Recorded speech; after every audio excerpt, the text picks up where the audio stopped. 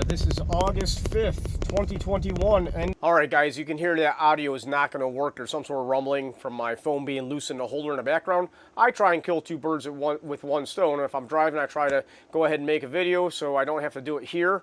That way I can spend more time with my family. But anyways, back to what we're doing. Today started out with a 2012 Chevy Cruze, and it had a used radio installed. Now this was a navigation radio.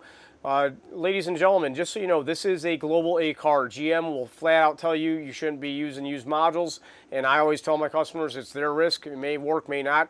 I mean, I've actually seen used body control modules get installed in the car, and somebody does a security. Now you got to get a new body control module and new keys. I mean, it can be a mess. So anyhow, I was pleasantly surprised when this radio programmed properly.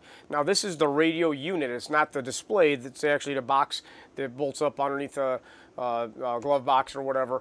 And that is the radio on this vehicle. So that went through. As you see here, we had the security codes before we started the job in the radio, and all the calibrations were unrecognized. Now, next, I had a little bit of a lull in action. I was in between jobs. I came home and I went and built my 555 timer circuit. I was excited to build this. This is almost therapeutic to use a little bit of just simple soldering. I enjoy these type of projects. You'll see more about this later in the future.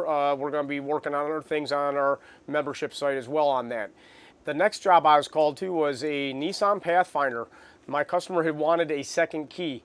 Guys, I got to tell you, it's my lack of experience or know-how that was causing me all kinds of problems. I spent like 2 hours getting nowhere. I spent a lot of time on this thing, and it's just my inexperience as a locksmith. I'm learning things, but I couldn't seem to get the key cut right. That's all there was to it. I was trying to duplicate it, trying to manually read it, try to let the machine automatically read it. I couldn't even make a duplicate key to work right. But I did find out later on that this lock cylinder does bind up for the customer sometimes. So they got a new lock cylinder kit from Nissan. And then we went out there with the IM608 and just did a quick program on it. For those of you that are on the membership site, you will see a video coming out real soon in the next 3 to 4 days on that process. It was quick and easy, probably 3 minutes or less. The next job of the day was a Lincoln LS. For those of you that don't know, Ford did a fantastic job of burying this computer. This has got to be one of the more difficult Ford computers to access. I mean, I'm telling you, you got to take stuff out on the outside to dig out, to get down to it on the outside to undo the connectors, and then you go to the inside and you got to fight with brackets and stuff and stuff just in the way. But anyhow, this was a simple programming job, no big deal. We got that done okay. You only need to have one key for this vehicle because the keys are stored in the instrument cluster. All that you have to do is a parameter reset. And my customer had gotten another key, and I didn't really understand what was going on. They got another key, and it didn't start the vehicle. I'm like, what the heck's going on here? I asked them. They're like, oh, that's a new key. So just so you know, I went and grabbed the AutoPad Pro, or Auto Pro Pad. I don't even know what the tool is. It's the Auto Pro Pad. That's what it is.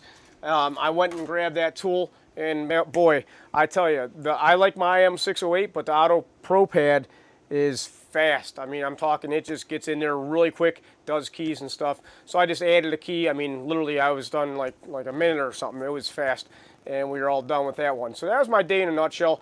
I got to tell you, I was frustrated today with that Nissan key. If you're a technician or a up-and-coming technician or an apprentice and you're learning more, you're going to have times, anytime you're stretching yourself, anytime you're going a little bit above and beyond what you're comfortable doing, you're going to be learning. And learning is not fun sometimes. Sometimes it's difficult. I mean, especially when if you're flat rate working against the clock, or if you're self-employed like I am, it's like, hey, time's money. If I spend time here, I want to be, getting billable hours for it. But if I'm not, I hope to be walking away with something to learn. I got to be honest with you, on this job with this Nissan, I was kind of frustrated because I really don't know what I was doing wrong with my setup and my key and stuff. So that can be very frustrating, but you got to shake it off.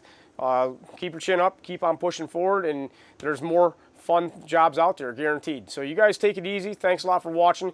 If you haven't, smash that subscription button and the like button and all the thumbs up and all that stuff. You guys know what to do. I appreciate it, guys. Have a great day.